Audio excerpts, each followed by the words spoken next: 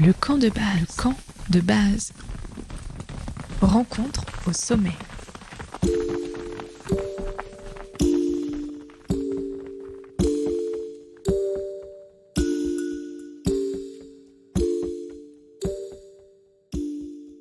Bienvenue dans la saison 3 du camp de base, l'émission des rencontres au sommet. Chaque semaine, je vous invite à découvrir une nouvelle facette de la montagne dans une conversation avec une personnalité.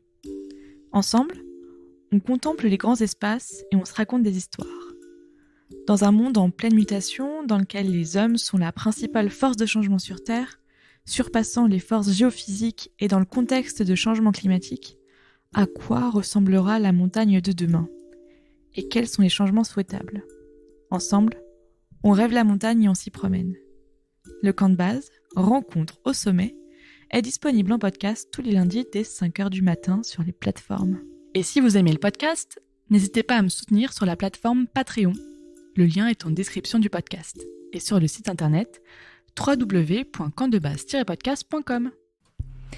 Aujourd'hui, je vous emmène à la rencontre de Michael Chambru, maître de conférences à l'Université Grenoble-Alpes en sciences sociales, co-coordinateur scientifique du LABEX ITEM, innovation et transition territoriale en montagne et bien d'autres choses. On va aborder le champ des recherches scientifiques en montagne pour mieux comprendre les enjeux de la transition de demain. Cette émission est enregistrée en direct, un peu la pression, dans les studios de Radio Campus Grenoble. Merci à eux pour leur accueil et leur soutien indéfectible depuis toutes ces années. Michael Chambru, bonjour. Bonjour Émilie. Bon alors, on va se tutoyer, parce que en fait, tu es aussi directeur du master communication et culture scientifique dont on aura l'occasion de parler dans cette émission, à l'UGA toujours, dans lequel j'interviens, donc on se connaît un peu. Un petit peu, oui, il faut dire, depuis quelques années. Depuis quelques années. Première question, qui est un peu le fil conducteur du camp de base. Il est où, toi, ton camp de base ? Il est composé de quoi ? Qu'est-ce qu'on y retrouve ? Mon camp de base, c'est la Maurienne. On y retrouve un sac à dos avec de quoi manger, de quoi boire, une paire de skis l'hiver pour aller se balader en montagne ou l'été de quoi aller grimper. Alors, dans cette première partie d'émission, j'aimerais qu'on aborde les enjeux de la recherche en montagne en matière de sciences sociales. Mais d'abord, j'aimerais un peu que tu reviennes sur ton parcours, parce que là, tu es chercheur, mais tu as beaucoup notamment travaillé en journalisme et sur le nucléaire. Comment c'est venu et c'est quoi ton parcours ? Alors moi, je dirais que par rapport à certains collègues, j'ai un parcours peut-être un petit peu atypique, sachant que j'ai fait pendant quelques années, comme tu l'as évoqué, du journalisme écrit, du journalisme aussi audiovisuel, un chouïa de radio, mais pas trop, c'était pas trop ma prédilection. Et j'ai créé, animé plusieurs médias, notamment locaux en montagne, en Savoie. Ce qui, du coup, m'a permis aussi, à travers ça, d'avoir un certain nombre d'expériences et de connaissances du territoire, de ces enjeux qui me sont aujourd'hui hyper utiles. Voilà, donc j'ai travaillé là-dessus. Et puis, en parallèle, je faisais ma thèse qui, elle, s'intéressait à la question de l'énergie nucléaire et des mobilisations des militants, du coup, anti-nucléaire. Et puis ensuite, quand j'ai eu un poste à la fac, j'ai eu un poste à Grenoble, il y avait des opportunités de travailler sur la montagne, j'ai pu lier mes passions pour la montagne, la connaissance que j'y avais, et tout s'est bien un petit peu goupillé, quoi. Alors aujourd'hui, on parle effectivement énormément de réchauffement climatique, de fonte du permafrost qui induisent des phénomènes physiques et biologiques. Donc là, on parle vraiment de sciences dures, de sciences de la Terre. Les sciences sociales, elles sont un peu compliquées à définir en général pour les publics. Elles sont liées à la société. Est-ce que tu peux commencer par les définir pour qu'on sache exactement de quoi on parle ? Peut-être une façon, dans la suite de ce que tu évoquais, de pouvoir les définir, c'est qu'on est en montagne. Donc là, tu as donné un certain nombre de caractéristiques, d'éléments physiques qui se retrouvent modifiés, amplifiés par du coup le changement climatique. Mais ce qu'il ne faut pas oublier, et avant tout, c'est qu'en montagne, il y a des humains qui y vivent et qui y travaillent. Et du coup, les sciences sociales, en complément des collègues qui travaillent dans les sciences non sociales, nous, on s'intéresse aux effets du changement climatique sur les sociétés humaines. Et voilà, et comment, du coup, on pense l'adaptation des humains et des humaines, des sociétés et de tous les enjeux qui sont autour, du coup, en montagne. Et dans les sciences humaines et sociales, il y a une pluralité de différentes disciplines dans lesquelles on va pouvoir croiser les regards pour arriver un petit peu à à imaginer tout ça. Je te vois sourire. C'est intéressant de travailler sur la société et sur l'humain. C'est Stéphane Labranche qui me disait, donc un sociologue, qui me disait que en fonction de si l'être humain a pris un café, s'est engueulé avec sa femme ou son mec, en fonction de différents paramètres propres à l'individu, les questions pouvaient avoir différentes réponses avec un même individu suivant l'endroit, le moment où on le prenait. C'est quoi les méthodologies de travail quand on travaille sur l'humain? Ah bah, il y a une pléthore de méthodologies d'enquête possibles. Moi, par exemple, ce que j'aime beaucoup faire dans le cadre de mes façons d'y répondre, dans le cadre de mes travaux, c'est de faire ce qu'on appelle de l'enquête ethnographique. C'est-à-dire que c'est d'aller sur des terrains, donc du coup, moi, en l'occurrence, des territoires de montagne, et d'y passer du temps, de presque m'y installer, entre guillemets, en tout cas plusieurs semaines, plusieurs mois, d'en comprendre le logique, de découvrir qui sont les gens, comment ils vivent, quelles sont leurs problématiques, quels sont leurs questionnements, et du coup, en partie, vivre un peu ce que eux et elles peuvent vivre. Et ça, on peut après le coupler avec ce qu'on appelle des entretiens qui ressembleraient un petit peu à des interviews, des entretiens dans lesquels on va interroger plus formellement du coup les gens. On va récupérer aussi des documents, des archives, des articles de presse pour essayer d'avoir une compréhension la plus globale de ce qui se passe sur ce territoire-là. Et ces différentes sources qu'on va pouvoir utiliser, ça va nous permettre un petit peu, par rapport à ce que tu évoquais, d'arriver un petit peu à objectiver ce qui peut être du ressenti, qui peut être un jour plutôt ci, un autre jour plutôt ça. Nous, ce qui nous intéresse, ça va être de comprendre les mécanismes globaux voilà, qui sont derrière, au-delà du micro-détail à un moment donné. Combien est-ce que vous êtes de chercheurs au Labec System? Aujourd'hui, on est un petit peu plus de 100 chercheurs. On dit entre 100 et 120 chercheurs, donc sur Grenoble et Chambéry, les deux universités, plus INRAE. Ok. Et qu'est-ce que c'est exactement les Labec System? Est-ce que j'ai donné l'acronyme? Qu'est-ce que vous faites exactement? Alors, qu'est-ce que nous, on fait exactement? Ça, c'est une super question. Alors, en gros, ce qu'il faut imaginer, parce que du coup, on dit LABEX, donc laboratoire d'excellence, ça ne veut pas forcément dire grand-chose comme ça. Il faut imaginer que c'est une fédération, une sorte de communauté, du coup, de chercheurs en sciences humaines et sociales, de ce que je disais, donc du coup, de l'Université Grenoble-Alpes, Université Savoie-Mont-Blanc et d'INRAE. Donc, en gros, Chambéry, Grenoble, Annecy. Et donc là, on regroupe tous les chercheurs qui travaillent en sciences humaines et sociales sur la montagne. Parce que ce qu'il faut savoir à l'université, c'est que la plupart des laboratoires, ils ne sont pas spécifiques à la montagne. Donc, on a une quinzaine de laboratoires avec à chaque fois 2, 3 ou 4 collègues qui travaillent dessus. Et là, l'idée, c'est d'agréger, et avec des moyens financiers pour pouvoir travailler, tout le monde. Et l'un des intérêts que ça a, c'est que du coup, on mobilise toutes les disciplines du coup des sciences humaines et sociales, de l'histoire, de la géographie, de la sociologie, de l'anthropologie, de l'économie, des sciences du langage, toutes ces disciplines-là, pour du coup proposer et pouvoir faire des analyses un petit peu globales du coup de ces sociétés-là. C'est intéressant, c'est ce qu'on appelle la pluridisciplinarité ou la transdisciplinarité. Pourquoi, justement, et comment s'articulent les différentes disciplines de recherche pour répondre à ces questions sur les enjeux de la montagne? Alors du coup, nous, on a au Labec System plusieurs façons d'aborder. Donc il y a ce que tu évoquais, la dimension, on va dire, pluridisciplinaire. Donc comment, dans les différentes disciplines des sciences humaines et sociales, on va travailler un sociologue avec un historien, avec un géographe pour répondre à une question de recherche, à ce qu'on appelle une problématique. Et là, on va coupler nos différentes approches. Donc ça, on sait faire maintenant. Ça, c'est assez facile, notamment parce qu'aujourd'hui, notamment chez les jeunes chercheurs, on a toutes et tous des formations pluridisciplinaires, et notamment sur les méthodes, on les partage, on les connaît. Donc ça, c'est ce qu'on appelle la pluridisciplinarité. Sauf que ça, souvent, faire que ça, aujourd'hui, pour comprendre la complexité du coup des problèmes, c'est pas suffisant. Donc on va aussi nous travailler dans une logique ce qu'on appelle interdisciplinaire, donc avec les collègues chercheurs qui sont pas dans les sciences humaines et sociales, par exemple en écologie. Et donc là, on va croiser nos regards sur un problème donné et de se dire, par exemple, si on parle de la question des forêts, pour comprendre les enjeux autour des forêts alpines où il y a des enjeux de transition, eh ben on peut pas les comprendre uniquement à travers le prisme de l'écologie comme on l'imagine spontanément dans nos représentations, dans nos imaginaires. On a besoin, notamment pour déconstruire les idées reçues, les représentations, les mythes, on a besoin de la sociologie. Et puis si on se dit, tiens, il faudrait regarder un peu sur le temps long quel est notre rapport aux forêts, on a besoin de l'histoire. Voilà. Et ça nous permet d'aller au-delà des évidences qui vont dire, la forêt de montagne, elle est naturelle, c'est le degré suprême de naturalité. En fait, pas du tout. Ouais, ça a évolué au cours du temps et je vois très bien ce que tu essayes de faire. Tu essayes de raccrocher notre épisode avec celui de Raphaël Lakello, avec qui tu travailles, avec qui on travaille. On en rediscutera dans la deuxième partie de la médiation, qui est historien des forêts Mais de Maurienne. c'est du coup un très bon exemple, au-delà Ouais. de faire reparler de la Maurienne. Donc ça, c'est l'interdisciplinarité. Et on a aussi, du coup, nous, au Labex System, un troisième volet qu'on appelle la transdisciplinarité. Ouais. Et la transdisciplinarité, c'est de se dire, OK, on travaille, nous, de façon pluridisciplinaire entre nous. Il faut, pour que ça soit un petit peu plus complexe et aller plus loin, travailler avec les collègues en écologie, en géologie, dans les sciences de la nature. Et puis aussi, ensuite, la transdisciplinarité, c'est de se dire, à un moment donné, pour répondre à un certain nombre de questions, on a besoin de co-construire des programmes de recherche avec les acteurs des territoires.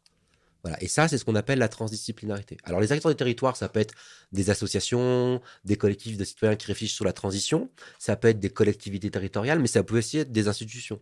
Et si je reviens sur l'exemple que je parlais des forêts alpines, là, par exemple, en ce moment, on travaille avec l'ONF. Okay. Voilà. Et donc ça, c'est une logique de transdisciplinarité où on co-construit avec ces acteurs-là des questionnements du coup de recherche pour répondre à des problématiques très concrètes qui se posent aujourd'hui.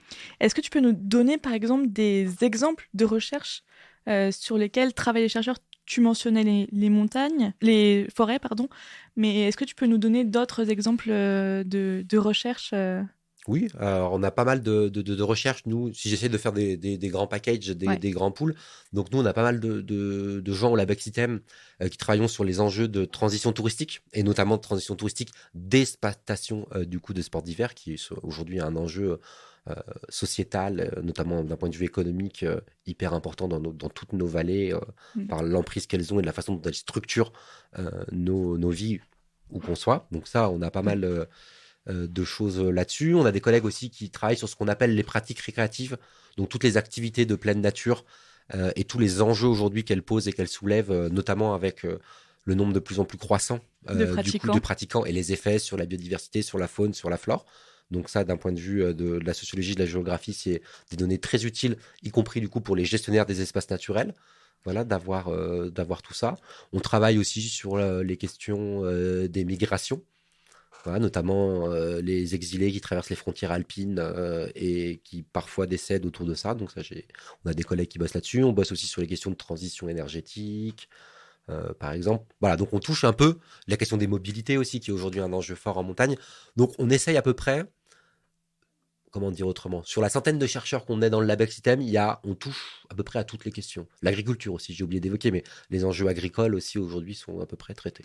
Je pense que c'est très très intéressant qu'on ait abordé ce sujet du concret des recherches, parce que souvent quand on parle montagne, transition, arrêt du tout ski, ou en tout cas on pense tout de suite au réchauffement climatique sans penser qu'il y a vraiment tout un panel en fait de recherche, et je pense que c'était vraiment important qu'on en parle aujourd'hui. Une question très vaste, et alors je sais pas si tu vas arriver à y répondre de manière synthétique, et j'en suis navrée, mais c'est quoi les enjeux de la recherche en montagne aujourd'hui? Ah oui, c'est une question en 15 secondes. Non, on a plus de temps, mais je veux dire, qu'est-ce qu'on peut attendre de cette recherche en montagne? Quels sont les enjeux? C'est quoi qui est en jeu aujourd'hui? Tu parlais du tourisme, de la mobilité, mais... Du coup, le lien entre toutes les thématiques que j'ai abordées du coup tout à l'heure, déjà ce qu'il faut avoir pour faire par rapport à ce que tu disais toi, c'est que toutes ces activités, on pourrait le dire comme ça, elles sont aujourd'hui impactées de façon différente, à différents niveaux, différentes intensités par le changement climatique. Donc il y a une nécessité aujourd'hui d'adapter du coup toutes ces activités si on a comme objectif et comme finalité de se dire il y a un enjeu encore à ce qu'il y ait des humains et des humaines qui vivent en montagne. Le fameux habiter et vivre du coup en montagne. Mhm. Et du coup, un des enjeux de la recherche, c'est d'accompagner en tant que chercheur ce qui se passe sur ces territoires-là. Donc quand je dis accompagner, on n'a pas vocation, nous, quand on est chercheur en sciences sociales, à se substituer aux politiques. Nous, ce qu'on sait faire, c'est mener des enquêtes, produire des connaissances, on a été formé à ça, qui du coup, ensuite, ces connaissances, on a vocation à les partager pour venir proposer un pas de côté, un décalage, un regard sur ce qui se passe, pour ensuite permettre aux gens, si ils et elles le souhaitent, de pouvoir engager des mutations qui permettront de répondre, pas à nos enjeux à nous en tant que chercheurs, mais à leurs enjeux à eux. Et quand on pose souvent derrière ça la question, mais à quoi ça sert finalement de faire de la socio quand on est en montagne ? ben, c'est hyper utile parce que ça permet de faire ça. Voilà. Et ça veut dire que nous, on peut se permettre, du coup, sur des choses qui sont parfois évidentes, où on dit, ah bah, la transition. Voilà, la transition, on l'entend à tous les mots, tout le temps, partout. Ça veut tout et rien dire ça veut maintenant tout dans rien le dire. langage courant. C'est, voilà. Et ben, nous, ce qu'on peut arriver à dire, c'est de caractériser qu'est-ce que la transition, comment on peut l'aborder, qu'est-ce que ça révèle, et aller à l'encontre, parfois, des évidences, dire des choses qui dérangent, y compris qui dérangent des gens de qui on pourrait être proche, que ça soit des domaines skiables, des militants écologistes, des associations, de dire, bah, en fait, non. Là, de notre point de vue, d'après nos enquêtes et des connaissances aujourd'hui scientifiquement établies, vous dites n'importe quoi. Voilà, et ben c'est à ça qu'on peut servir. Tu l'indiquais, donc il y a de nombreux collectifs qui se sont montés, Tarentaise citoyenne, Vercors citoyen, Stop Tomorrowland, pour ne citer que, parce qu'il y en a de plus en plus. Il y en a en Maurienne aussi. Sur la retenue collinaire, Vivre et agir en Maurienne. C'est pas quelque chose que doit faire, à mon avis, le chercheur, mais comment est-ce qu'on peut utiliser cette ferveur et cette énergie citoyenne dans la recherche ? Alors, je sais pas ça dépend ce que tu appelles utiliser. Comment on peut se servir comme un tremplin, comme se dire, en fait, les gens s'en foutent pas, les gens sont pas tous pour le tout ski. Il y a plusieurs façons de, entre guillemets, l'utiliser. Il y a ce que je disais tout à l'heure, engager des recherches transdisciplinaires, c'est-à-dire des recherches où on co-construit avec ces acteurs-là des programmes de recherche qui visent à penser la transition. Donc ça, c'est une première façon de pouvoir, entre guillemets, les utiliser. Il va y avoir une deuxième façon qui va être de se dire, bon, en fait, on va prendre ces mobilisations citoyennes comme un objet de recherche. Et donc, quand je dis objet de recherche, c'est de se dire, on va essayer d'analyser comment ces mobilisations se déploient, qu'est-ce qu'elles disent, qu'est-ce qu'elles révèlent comme tension aujourd'hui en montagne, comme enjeu à venir. Et nous, en tant que chercheurs, ça peut être hyper intéressant. Ouais. Notamment dans des endroits très conflictuels, par exemple à la Clusaz autour du projet de retenue collinaire, par exemple à la Grave sur un projet de téléphérique, parce que finalement, ces mobilisations, elles disent des choses de la société dans laquelle on vit, du système politique dans lequel on vit, des enjeux, y compris par exemple de comment fonctionne la justice aujourd'hui en France. Et ça, c'est des choses pour nous en tant que chercheurs qui sont hyper importantes à révéler et à mettre du coup en avant. Parce que la question derrière, c'est toujours la même, c'est comment on fait société. Ouais. Et comment est-ce qu'on organise aussi les collectifs ? J'imagine une recherche là-dessus sur comment justement à l'intérieur du collectif on s'organise et est-ce qu'il y a des enjeux de pouvoir aussi ? Ah oui, ça c'est aussi, le classique. Ça c'est le classique de la sociologie des mouvements sociaux par exemple. Et qu'est-ce qui bloque alors en termes de politique locale quand on voit toutes les mobilisations citoyennes pour aller vers le changement de paradigme, sortir du tout ski et aller vers... On va utiliser un gros mot que tu as utilisé dans un article des Passeurs récemment, qu'on mettra en description du podcast, que j'ai trouvé très intéressant, pour aller vers la décroissance. Alors, qu'est-ce qui bloque ? C'est vaste, c'est vaste. Alors déjà, moi j'aime bien... Voilà, il y a des gens qui aiment bien utiliser le mot décroissance. Moi, je fais partie des gens qui vont dire décroissance de quoi ? Ouais. Moi, je suis pas très forcément fan de ce mot-là. Et notamment parce que en tant que sociologue, moi j'aime bien quand on sait de quoi on parle et qu'on caractérise les éléments de discussion.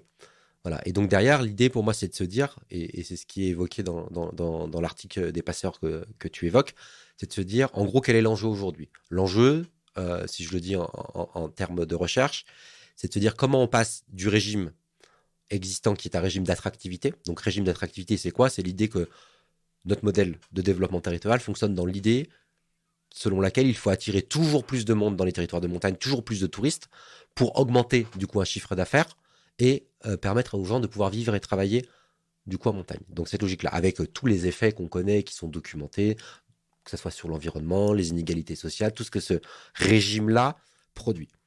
Ce régime-là, il fonctionne encore bien aujourd'hui, sauf qu'il commence à être mis à mal par le changement climatique, et on sait que d'ici, en fonction des territoires, 5, 10, 20, 30 ans, il est voué à disparaître. Il est voué à ne plus fonctionner. Et du coup, c'est comment on passe de ce fameux régime d'attractivité à un régime d'habitabilité. Voilà. Et la notion d'habitabilité, c'était de se dire comment, en fait, on n'essaye plus d'attirer, la logique n'est plus attirer du monde, mais comment on permet à des gens qui veulent s'installer dans les territoires de montagne, y vivre et y travailler, et de quoi ils ont besoin. Et notamment en termes de problématiques sociales. Maintenir des écoles ouvertes, avoir accès à des services publics, avoir des mobilités qui ne sont pas pensées que pour les touristes. Avoir des commerces. Voilà, et avoir des commerces. Tu me l'as enlevé des mots. Et donc voilà, donc c'est un peu ça qui est derrière. Et donc du coup, pour le dire autrement, ça peut être, j'ai un collègue géographe, Philippe Bourdeau, qui utilise cette expression de désinventer le tourisme. Moi, pour le dire autrement, moi je parle de remettre le tourisme à sa place. C'est-à-dire que le tourisme ne doit plus être une fin en soi, la finalité dans les territoires de montagne, mais c'est ce qui doit permettre de pouvoir aujourd'hui s'y installer et pouvoir y vivre. Et aujourd'hui, malheureusement, c'est plus le cas. Et les effets du changement climatique qui sont assez bien documentés nous montrent que le modèle tel qu'il est aujourd'hui va encore un petit peu fonctionner, mais dans quelques années, ça va devenir très compliqué. Et du coup, ce qui bloque, parce que je n'ai pas répondu à ta question, bah, c'est justement ça. C'est-à-dire qu'aujourd'hui, le modèle qui est un petit peu voué à disparaître, bah, il fonctionne encore. Ouais. Il fonctionne encore. Et il va encore fonctionner pendant quelques années. Peut-être dans certains endroits, encore 10 ans et 20 ans. Sauf que si on attend 10 ans ou 20 ans, 5, 10 ans ou 20 ans, en fonction de l'altitude globalement des stations de ski, en fait, il faudra changer du jour au lendemain. Ça va être hyper radical comme transformation. Et du coup, nous, ce qu'on dit, d'après nos travaux de recherche, c'est qu'il y a un intérêt à anticiper cette fameuse adaptation, cette transition, cette bifurcation. Et plus tôt on l'anticipe, moins le choc il sera violent. Et en partie pour ceux qui, aujourd'hui, vivent principalement du ski alpin. Les loueurs de matériel, les loueurs d'hébergement, les moniteurs de ski. Ça va être eux les premiers qui vont être impactés. Et donc, du coup, plus tôt on l'anticipe, pour eux, mais aussi en premier lieu pour leurs enfants, qui vivent du coup dans cette montagne, moins ça sera radical. Et la difficulté, elle est là. C'est comment tu arbitres le temps court, 5 ans, 10 ans, et le temps long. Et si en plus, par-dessus ça, tu rajoutes de qui décide, le politique, ben voilà, le temps du politique, c'est 5 ans. C'est le temps d'une élection, d'une mandature. 5 ou 6 ans en fonction du mandat. Mais là, nous, ce qu'on dit, on n'est pas les seuls, chercheurs en sciences sociales, c'est que le temps de réflexion, il est plutôt de l'ordre de la décennie, de 10 ans, 20 ans. On n'a pas le temps. Mais voilà, mais si tu veux, 20 ans, c'est 4 mandats politiques. Ouais. Donc c'est compliqué. Complètement. Alors, vaste on peut encore durer 2 heures si tu veux. Je te propose, je ne sais pas si tu connais Kokari. Non. C'est un petit groupe grenoblois qui vient de sortir son album Nebraskaï. Ben, je vous propose une petite pause musicale avec Green Béton, qui est un hommage à la ville dans une... J'ai hâte de découvrir ça. Dans une émission sur la montagne, c'est pas mal.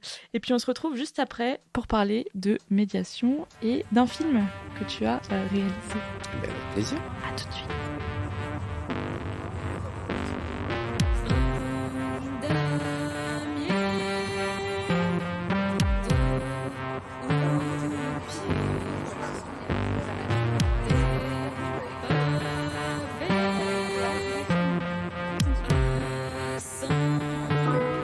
Sainte-Claire, Léal.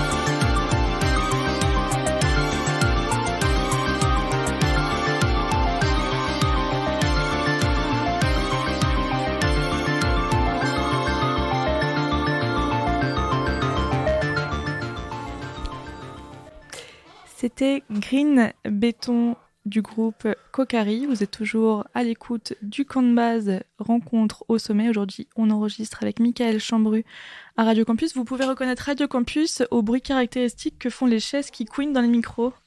Voilà, vous savez que nous sommes à campus quand c'est comme ça.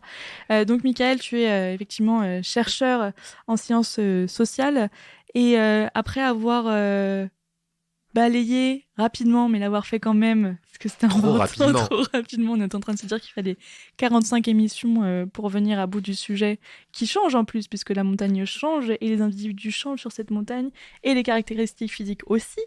Nous allons aborder désormais la question de la médiation. Alors, tu es aussi directeur d'un master qui s'appelle le Master Communication et Culture Scientifique à l'UGA, à l'ICM. Qu'est-ce que propose ce master aux étudiants ? Et ben, en gros, ce master, il propose de former des étudiants en 2 ans à la communication et à la médiation scientifique. Alors, j'imagine que la question derrière, c'est qu'est-ce que c'est la médiation scientifique ? Ben voilà. En gros, l'idée, c'est de se dire, et en lien un petit peu avec ce qu'on disait du coup tout à l'heure, il y a un nombre conséquent de chercheurs qui produisent des connaissances, des savoirs scientifiques.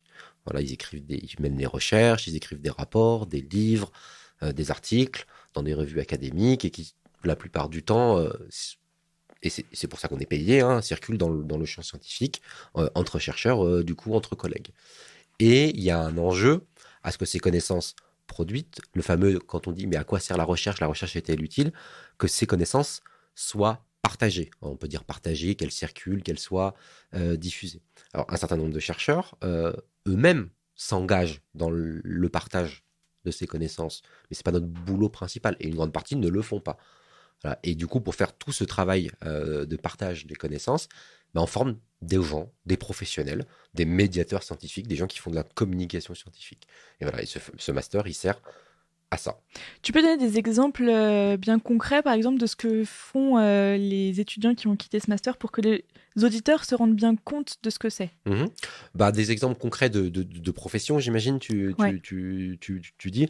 Par exemple, ils peuvent être chargés de communication dans un laboratoire de recherche, dans un organisme de recherche. Ils peuvent travailler dans un centre de culture scientifique et technique. Ils peuvent travailler dans des associations d'éducation populaire, comme par exemple les petits débrouillards qui partagent des connaissances. Ils peuvent être devenus réalisateurs de vidéos sur les plateformes numériques. Ils peuvent produire ou réaliser des podcasts, être journalistes scientifiques. Donc il y a vraiment toute une palette de boulot possible. En fait, le lien ou le point commun qu'il y a derrière, c'est que ça touche à un moment donné les sciences, au sens large du terme. C'est quoi le profil des étudiants que vous avez ? Est-ce qu'il faut forcément avoir fait une licence scientifique pour être un bon médiateur scientifique ? Alors, il y a 2 questions dans ta question. Il y a deux questions dans ta question. Pour faire je dirais un bon étudiant en médiation scientifique, il faut être curieux ou curieuse. Voilà. Donc, c'est vraiment ça, l'envie de découvrir, l'appétence à ne pas avoir peur. Alors, en tout cas, notamment quand on vient à Grenoble, parce que c'est une autre petite spécialité, de sortir de sa zone de confort, d'accepter de se retrouver un peu loin des sentiers battus habituels, du cadre universitaire un petit peu strict. Donc ça, c'est ce qui permet d'être un bon étudiant. Et ensuite, nous, on recrute à minima licence, mais des gens aussi qui ont fait des masters, quelle que soit la discipline scientifique qu'ils aient effectuée. Parce que d'avoir fait une licence d'histoire ou une licence de géographie ou de sociologie, c'est une licence scientifique au même titre du coup que l'écologie. D'ailleurs, c'est un des premiers trucs qu'on explique du coup et pour faire un lien dans le master, il n'y a pas d'un côté des sciences dures et des sciences molles, des sciences sociales et inversement. Voilà, on a tous des méthodologies scientifiques et voilà, c'est des choses auxquelles on travaille. Qu'est-ce qui fait un bon médiateur ? Est-ce que c'est quand même quelqu'un qui va vulgariser à l'extrême ? Est-ce que c'est quelqu'un qui va être sur différents contenus, que ce soit les réseaux sociaux, le podcast, la vidéo ? Comment est-ce qu'on fait bien de la médiation scientifique ? Comment on fait de la médiation scientifique ? Ouais. Donc, curiosité, déjà. Donc ça, c'est un premier élément. Et ensuite, je dirais, c'est de prendre les problèmes dans le bon sens. C'est-à-dire qu'encore aujourd'hui, et moi je le vois dans le milieu professionnel, y compris dans le milieu professionnel, on raisonne souvent par l'outil. Se dire, En ce moment, le podcast, c'est à la mode. Donc, je vais faire du podcast. Ah, mais non, là, il y a Twitch qui débarque, il faut faire des streams. Du coup, je vais faire ça. Sans se poser la question de pourquoi et à qui on va faire de la médiation et à qui on va s'adresser. Et donc, l'entrée la plus pertinente au départ, c'est l'entrée par les publics. À quel type de public on s'adresse. Ensuite, quel est notre objectif au moment où on va vouloir communiquer. Et ensuite, dans un troisième temps, on va choisir l'outil, le dispositif qui est le plus adapté. Et donc, un bon médiateur, c'est quelqu'un qui a ce raisonnement stratégique là, mais qui aussi, et c'est ce que nous, on est attaché à Grenoble à former, connaît un petit peu, sans être un professionnel à chaque fois, mais les différents outils pour justement savoir de quoi il parle et qu'il ne soit pas juste uniquement fasciné ou dans l'idée que, voilà, je reprends le podcast, mais aujourd'hui, il y a une petite mode dans la recherche où tout le monde veut faire son podcast sans qu'on, parfois, peut-être toi-même, tu y as été confronté, les gens sachent pourquoi ils font un podcast, quoi. Oui. Ils savent même, des fois, même pas ce qu'est un podcast. Ouais. Ouais. En général, ils veulent se mettre tout de suite au micro et dire bon, alors c'est quand on commence, et effectivement, il y a tout plein d'étapes avant d'éditorialisation, en fait, comme dans le journalisme, finalement, de comprendre comment est-ce qu'on va travailler et pour qui. Et à quelle fin, effectivement, c'est ce que tu disais. Est-ce que tu peux nous donner, par exemple, des exemples de médiation que vous faites au Labex Item, parce que c'est une question importante, vous faites de la recherche, mais vous faites aussi de la médiation. Et comment vous le faites ? Alors, nous, il y a plusieurs volets de médiation qui sont portés au Labex Item. Des films, mais ça, on en parlera. Juste après. On en parlera tout à l'heure. On a des formes de médiation plutôt classiques qui vont, par exemple, consister à aller faire des interventions dans des lycées. Ouais. Voilà, donc auprès d'un public scolaire. Bon, ça, c'est des choses assez connues qui sont parfois... Voilà, on se dit c'est la forme un peu traditionnelle de la médiation, peu d'enjeux. Mais moi, je considère que c'est toujours quelque chose qui est super important de s'adresser à un public scolaire, de collégiens ou de lycéens. Là, en février, je vais aller 2 fois, une fois à Chambéry, puis une nouvelle fois à Saint-Jean-de-Maurienne, faire des choses auprès de lycéens. Et je trouve que c'est aussi, voilà, y compris les formes les plus anciennes, aussi important de le faire que faire un podcast, par exemple. Donc, on a un petit peu ce volet-là. Et puis, dans le même temps, on ne va pas hésiter à expérimenter des choses et un peu à sortir du coup des sentiers battus. Et par exemple, sur un des volets qui illustre le plus ça au Labex Item, c'est qu'on a fait le choix de s'emparer de la plateforme Twitch pour faire des streams de vulgarisation scientifique sur la montagne. Voilà. Et donc là, l'idée, c'était à nouveau dans le raisonnement que je vous disais tout à l'heure. Voilà, on voit bien que par rapport à ce qu'on peut faire d'autre, les films documentaires, j'aurais pu parler des médiations qu'on fait en montagne dans les refuges, mais il y a un public qu'on n'arrivait pas ou qu'on ne touche pas, qui est en gros le public des 16-25 ans, le public étudiant, ou qui n'est pas forcément étudiant, mais qui est dans l'âge du public étudiant. Et là, le nouveau raisonnement, c'est de se dire, bon, comment on y va ? Et là, en fait, une partie de ce public-là, il est consommateur de jeux vidéo, et, alors pas tout, mais une partie, il est là, et il consomme du produit Twitch.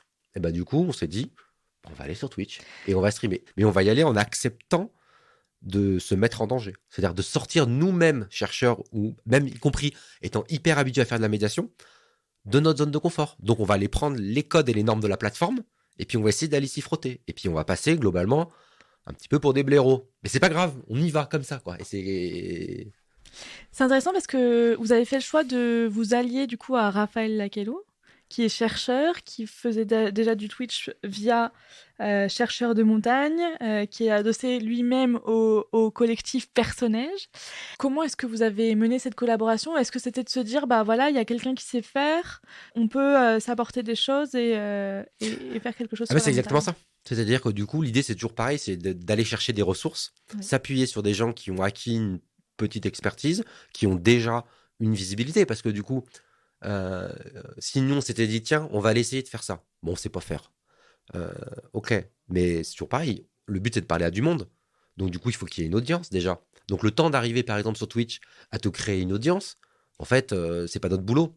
Voilà, donc du coup c'est à chaque fois la même logique mais qu'on retrouve plus globalement, c'est quel collab on crée et comment on y va et on avance, et le raisonnement là il s'est déroulé de cette façon là, mais comme dans la plupart des collaborations qui se déroule dans la recherche. C'est-à-dire que quand moi je vais monter un programme de recherche et que j'ai besoin d'une ressource ou d'une compétence que moi je n'ai pas ou que mon équipe n'a pas, je vais pas me former à devenir historien, aller faire de l'archive dans les archives départementales de la Savoie. Et c'est beaucoup plus simple que je trouve un historien ou une historienne qui se fait ça et qui est intéressé pour travailler avec moi. Et ben quand on fait de la médiation, c'est exactement la même chose. Tu parlais de la hype du podcast et de la hype de Twitch. C'est quoi la prochaine hype en termes de médiation scientifique ? Ça, c'est une bonne question. Bah là, il y a quand même un peu tout ce qui est autour de la réalité virtuelle, de l'IA, où on voit beaucoup, on entend beaucoup parler. Donc... Nos étudiants sont très intéressés dans ces domaines, par ailleurs. Ouais, bah ça, il y a beaucoup ça. Là, il y a un peu aussi, dans le même temps, revient un peu la mode, tout ce qui est alors un peu lié à ça, mais pas que, mais l'art science. Là, je revois un peu si je regarde un peu nous les offres de stage ou les projets, ou même y compris moi la façon dont je suis sollicité pour collaborer à des choses. Donc je revois un peu ce truc qui était à la mode il y a 10-15 ans, qui est en train un peu aussi de revenir. Mais bon, ça dépend tout. C'est compliqué de pronostiquer longtemps à l'avance. Eh ben on va suivre les tendances et peut-être en parler dans le camp de base dans l'avenir. Alors, je te propose qu'on passe directement à notre troisième sujet de cette émission, Allons-y. Qui découle strictement de ce dont on vient parler. Le film Transition, un raid anthropologique dans le Kera. Donc, tu nous as dit au début de cette émission que toi, ta méthode, elle était anthropologique. C'est quoi ce film et quel est son contexte ? C'est quoi la genèse du projet ? Ça fait 3 questions encore une fois. 3 questions en une. Quoi. Tu sais, Émilie, tu pourrais être chercheuse à faire des questions 3 en 1. Je pense que je pourrais, oui. Ah bah, j'en suis sûr même.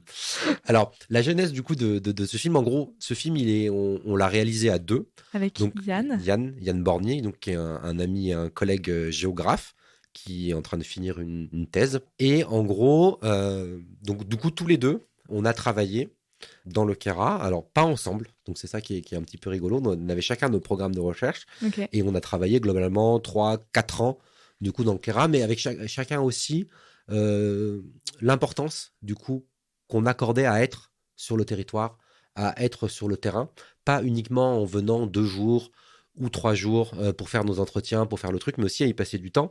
Et quand je dis y passer du temps, c'est de façon informelle avec les gens qu'on pouvait rencontrer, mais aussi à parcourir à ski, à pied, à vélo, en escalade ce territoire pour le connaître.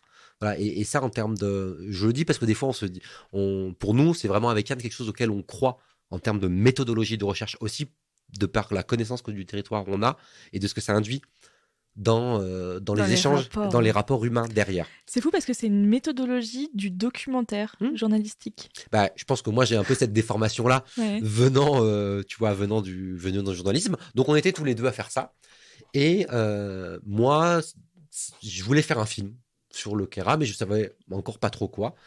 Et voilà. Et Yann avait déjà réalisé alors plus des films d'aventure de montagne ou d'ouverture de nouvelles voies, parce que Yann est aussi guide de haute montagne et un alpiniste chevronné. On joue pas dans la même catégorie avec Yann.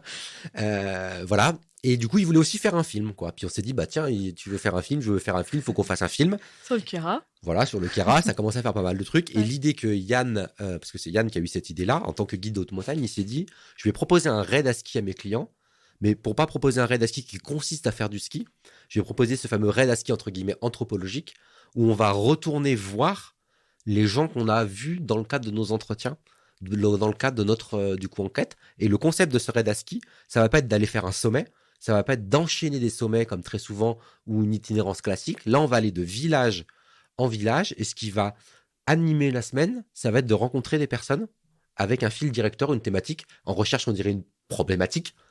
Voilà, et c'est ça un petit peu qui nous a, qui est un peu la genèse du coup de ce film.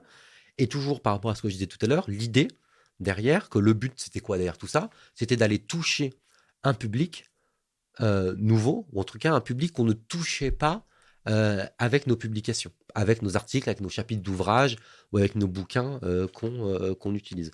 Et c'est pour ça que ce film, quand on a essayé de le faire, on s'est dit, et pour celles et ceux qui l'ont vu ou qui ne l'ont encore pas vu, mais j'espère que vous le verrez, voilà, on a essayé de faire un film un petit peu hybride, qui est à la fois un film d'aventure, de montagne classique, avec des images de drones, avec des La trucs musique, extraordinaires, la musique. Voilà, donc on reprend les codes du film de montagne. Et du coup, tout en y mettant en même temps du contenu type plutôt documentaire. Voilà, et d'avoir un petit peu un truc hybride qui alterne les deux avec une trame narrative qui est la problématique de travaux de recherche, du coup, comment vivre et travailler en montagne au temps du changement climatique.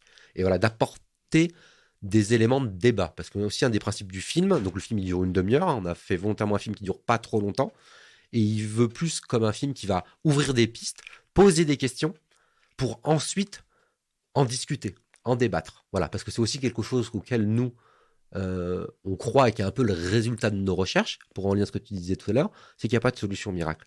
Il n'y a pas de modèle prêt à penser qui va nous permettre de pouvoir imaginer vivre et travailler en montagne autrement.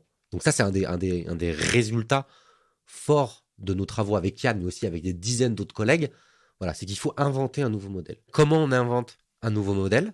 Bah, il faut discuter. Il faut accepter de ne pas être d'accord. Il faut confronter les désaccords. Il faut aller au conflit, parce que le conflit, il peut être positif pour arriver à imaginer comment dans chaque territoire cohérent, que ce soit un massif, une vallée, un bassin versant, quel que soit ce truc-là, et débattre et discuter. Et le film, bah, c'est aussi ça son but pour nous.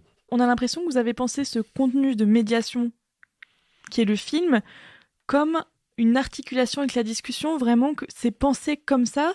Est-ce que vous êtes en tournée ? Est-ce que vous organisez des choses au-delà du film qui est sur Internet ? Alors oui, le film, on l'a, c'est pas une impression, on l'a clairement pensé du coup de cette manière-là. C'est pour ça que du coup, le film, on l'a mis, il est aujourd'hui visible sur YouTube en ligne, mais il a été vraiment imaginé, pensé comme étant un moment d'échange, du coup de discussion. La première projection, on l'a fait fin octobre, et là, depuis fin octobre, le film tourne dans les Alpes. Actuellement, bah là, la semaine dernière, pour te dire, j'étais dans l'Ubaye, à Saint-Paul-sur-Ubaye, dans la haute vallée, où on a organisé une projection débat du film. Il y avait, alors c'était rigolo, c'était un vendredi soir, il venait de tomber 30 cm de neige, il y a de la neige sur les routes, bref, c'était ambiance montagne, et on organisait ça à la salle des fêtes du coup de Saint-Paul-sur-Ubaye, et il y avait 50 personnes du coup le soir qui étaient là pour regarder le film, et puis surtout du coup pour ensuite pendant une heure et demie échanger et discuter, pas tant du film mais des questions que soulevait le film dans la haute vallée de l'Ubaye. Voilà, et c'est à ça que ça sert. Et ce qui était très chouette du coup à ce moment-là, c'est que tu avais à peu près tous les habitants, alors tous, pas numériquement, mais tu avais à la fois le boulanger bio, le brasseur bio, la personne qui ouvrait un café-librairie, mais tu avais aussi des agriculteurs, tu avais les moniteurs de ski, le directeur des pistes, des anciens directeurs de station, des retraités, des résidents secondaires, et d'avoir ces espaces-là. Et du coup, c'est pour moi, pour nous, c'est hyper important ça. Et c'est un peu ça qu'on essaye du coup de faire avec ce film. Et là, l'idée, c'est que dans les mois qui viennent, voilà, là, le jeudi prochain, bah tiens, pile dans une semaine, on est à Beaufort. Voilà, donc on va faire ça à Beaufort pour le même type de discussion. Début mars, on va avoir une tournée aussi dans le 05, du coup dans les Hautes-Alpes. Voilà, donc on essaye un petit peu comme ça de... Ok. Et justement, est-ce que c'est des collectifs qui vous appellent pour créer cette discussion autour de ce film et du coup qui organisent sur les territoires votre venue ? Comment ça se passe ? Est-ce que les gens peuvent vous contacter, par exemple, pour amorcer cette discussion ? Ah oui, complètement. Alors oui, on peut nous contacter pour amorcer une discussion. D'ailleurs, sur la page de présentation du film, il y a mon adresse, il y a une adresse mail. Vous pouvez envoyer un mail. Vous nous sollicitez, on vient, il n'y a pas de souci. Donc après, il y a deux façons souvent que ça se déroule. Soit on va proposer nous. Par exemple, dans l'Ubaye, c'est moi qui ai proposé à une asso locale de faire ça. Alors, la raison, elle est simple, c'est que j'allais faire 10 jours de ski de randonnée dans l'Ubaye. Voilà, et du coup, j'ai dit, bah tiens, je suis dans l'Ubaye, je vais tenter d'envoyer un mail, peut-être que ça intéresse. Je me dis, donc pour que vous puissiez visualiser, la vallée de la Haute-Ubaye, elle est collée à la vallée, c'est la vallée d'à côté du Queyras. Donc, je me suis dit, bon, ça va sans doute les intéresser, je connais pas trop encore la Haute-Ubaye, mais les problématiques doivent être un peu les mêmes. Voilà, c'est un petit peu comme ça que ça s'est passé. La projection qu'on va faire du coup à Beaufort la semaine prochaine, là, c'est l'Office du tourisme d'Arèche-Beaufort qui nous a sollicité, qui m'a écrit en me disant voilà, on a vu votre film, les problématiques que vous évoquez dans le Queyras, elles touchent aussi notre territoire, on se pose exactement les mêmes questions aujourd'hui, on a envie d'organiser un débat, une discussion, est-ce que vous êtes OK pour qu'on diffuse le film et que vous veniez ? Et ça, c'est aussi intéressant parce que c'est pas qu'une asso, là c'est un office du tourisme, donc c'est aussi montrer que dans nos montagnes, les choses, elles bougent aussi. Et puis du coup, en lien avec ce qu'on disait tout à l'heure, si nous, on peut contribuer à notre modeste échelle à ça, c'est chouette. Quels sont les retours qui ont été faits? Tu vois, quand tu me dis qu'il y a autant de panels de personnes qui sont présentes pour les projections, pour discuter, est-ce que tu as l'impression que de ces discussions ressortent peut-être des envies de travailler ensemble, même si les visions ne sont pas les mêmes sur la montagne de demain? Ça, c'est une question. Bah, là, par exemple, si je prends la discussion qu'on a eue, la plus récente, hein, Oui. Du coup, dans la haute vallée de l'Ubaye, et ça, c'est important parce que souvent, et je pense notamment aux gens qui ne vivent pas en montagne ou qui vivent au pied des montagnes, dans les milieux urbains, ou qui vont uniquement faire des pratiques récréatives en montagne, j'entends encore moi beaucoup de dire oui, mais tu sais, Michael, dans les montagnes, où les gens qui sont en station de ski se voilent la face, ils croient pas au changement climatique, ils seraient dans le déni. J'entends ce discours, il est encore, je sais pas si toi tu es déjà tu comptais, mais je trouve encore un peu présent. Ah, de la part des gens Oui, de de la la ville. ville vis-à-vis Oui. des gens. Oui, oui, oui. Bah Et oui. voilà. Et donc du coup, moi, nous de cette discussion, c'est-à-dire que du coup, le point de départ de la discussion qu'il y avait là-bas et ce qu'on sentait, c'est qu'en fait, malgré toute la diversité de ce que tu évoquais, tout le monde est d'accord, tout le monde déjà vit le changement climatique, tout le monde sait que Ah bah par oui. exemple, par là-bas, les quelques stations de ski ou la station de ski proche à moyen terme, elle est condamnée, Oui. et que du coup, il faut qu'ils trouvent des solutions. Mm. Donc, si tu veux, tous les espaces comme ça de discussion, de débat qu'on contribue à ouvrir, Mm. bah ça va dans le bon sens. Et les gens, ils ont aussi, et c'est ça que je trouve intéressant dans l'échange, ils voient l'intérêt de se dire on va discuter et débattre ensemble pour trouver une solution, parce que de toute manière, la solution, elle n'arrivera pas de l'extérieur. Non. Voilà. Donc, du coup, en fait, il va, entre guillemets, alors, c'est peut-être pas très scientifique de dire comme ça, mais il va falloir qu'on se démerde. Oui. Et voilà. Il va falloir qu'on bricole. Et que du coup, moi, la façon dont je l'ai ressenti, c'était, en tout cas dans les retours qui m'ont été faits, quand tu sais, à la fin, tu débriefes, tu bois un coup, c'était de se dire merci d'être venu, c'est chouette, c'est sympa, ça conforte des idées qu'on avait, ça en infirme certaines, mais en tout cas, ce qu'on est sûr, c'est qu'il faut qu'on fasse des choses ensemble. Oui. Bah, c'est super. Donc ça, c'est un peu C'est génial. le truc. Alors après, concrètement, qu'est-ce qui va se faire ou qu'est-ce qui va se passer? J'en sais rien. On n'en sait rien, mais voilà, l'idée, c'est de se dire, bon, Vous pour revenir... plantez une graine, quoi. Voilà, et quand tu disais, bah, Mm. en fait, à quoi ça sert de faire de la recherche en sciences sociales? Bah, un truc très concret, ça sert aussi à ça. Complètement. C'est super. Et est-ce que, justement, il y a des groupes de transformation que tu connais, toi, tu vois, de chercheurs de terrain qui disent, bon, bah voilà, maintenant qu'on a mis... C'est quoi l'après, en fait? C'est ça. On a mis des gens autour, finalement, avec le Labexitem, autour de la table.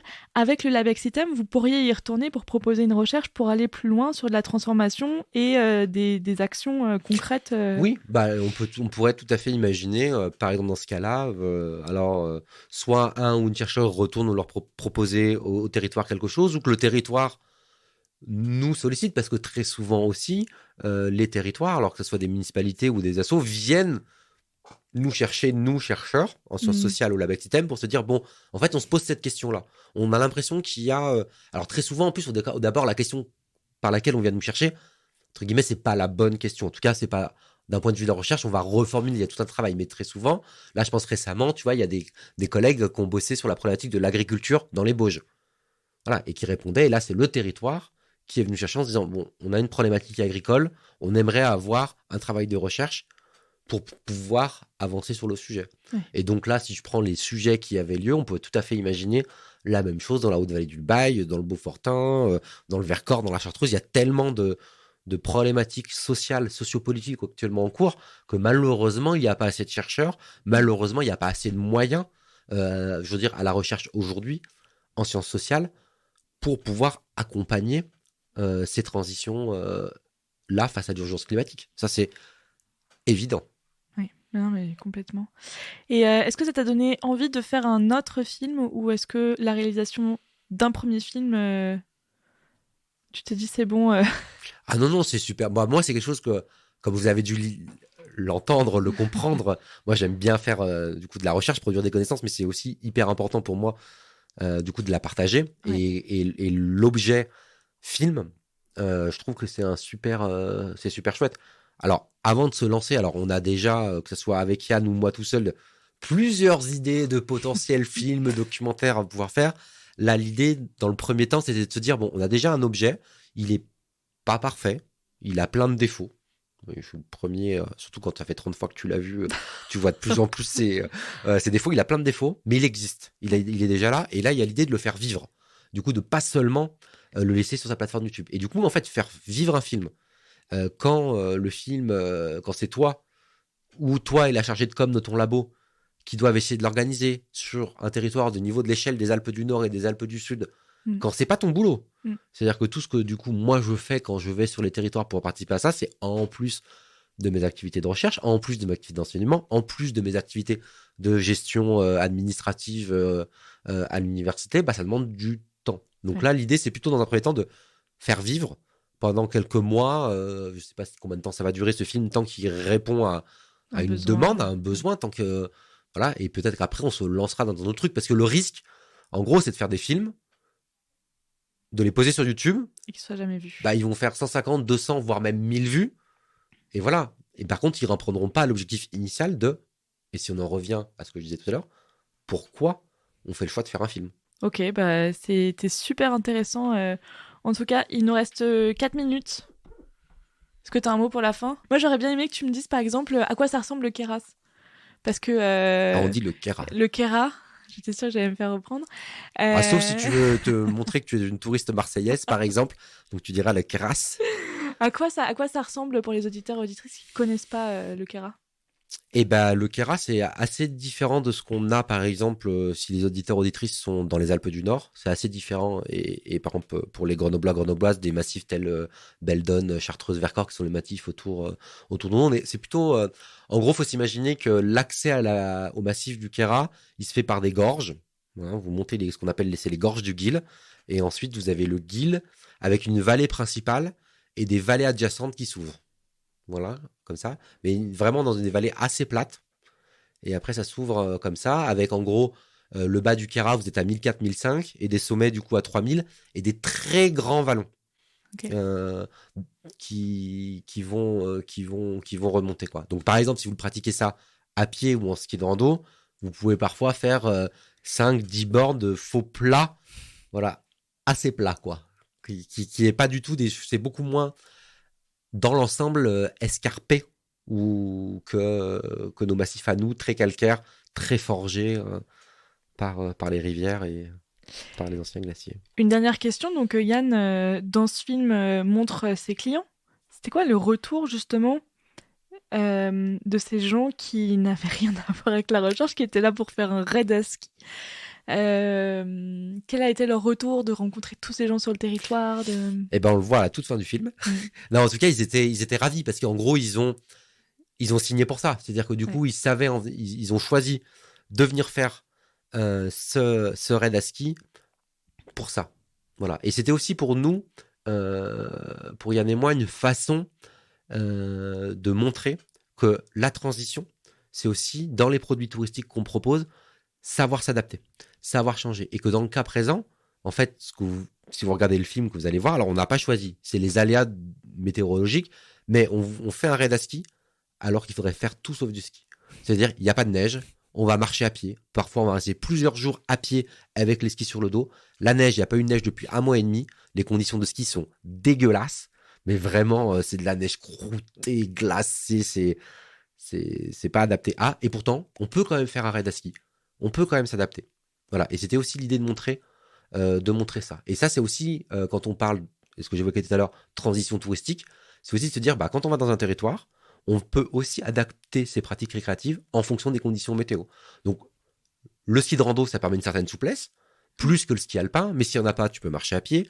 S'il n'y en a pas, tu peux faire de la cascade de glace, de la rando, tout un tas d'autres activités. Et c'était aussi ça qu'on voulait. Voilà, on s'était dit, et là, ça a bien marché. Ce qu'on fait, ça peut être aussi démonstrateur d'une autre façon d'envisager le fait de faire la montagne. Et du coup, on finit une aventure, je sais pas comment on l'appelle, on peut aussi un peu l'appeler un peu culturelle. Et puis pour les gens qui étaient là, c'était hyper chouette parce que du coup, qu'est-ce qui se passait ? C'est que dans le film, on voit des petites séquences. Mais il faut imaginer qu'on avait nos temps de ski. Et puis après, avec les personnes qu'on rencontrait, on discutait 1 heure, 1 heure et demie. Et donc, ils assistaient en live à ce qui ressemblerait à un entretien de recherche avec 2 chercheurs qui discutaient des enjeux du territoire. Et eux, ils étaient là, à côté, à écouter, à voir. Et en plus, c'était tous des gens qu'on avait rencontrés, Yann et moi, 1, 2 ou 3 fois. Donc en plus, avec une complicité, une connaissance de ce qu'on... Et ça se voit bien aussi dans le film. Ça se voit complètement. Tu vois, qui était là. Donc, ça se voit complètement. Et les gens, en plus, ont l'air contents d'être là tout le long du film. Ah ben, tout le monde était ravi là. Même malgré la neige pourrie, malgré la marche à pied avec des skis sur le sac, etc., etc. Merci beaucoup, Mickaël, d'avoir répondu présent pour ce camp de base tourné en live dans les studios de Radio Campus Grenoble. Eh ben merci Amélie, à bientôt. À bientôt. Merci beaucoup d'avoir écouté l'épisode jusqu'à la fin. Si vous l'avez aimé, n'hésitez pas à lui donner 5 étoiles et à m'écrire un mot d'amour sur Apple Podcast. Encore mieux, transférez cette émission à une connaissance à qui elle pourrait plaire. Et surtout, abonnez-vous sur votre plateforme préférée pour ne manquer aucun épisode. C'est gratuit. Pour découvrir les coulisses de réalisation du podcast, les prochains invités et d'autres histoires de montagne, abonnez-vous sur le compte Instagram ou sur la newsletter. À bientôt dans le camp de base. Rencontre au sommet.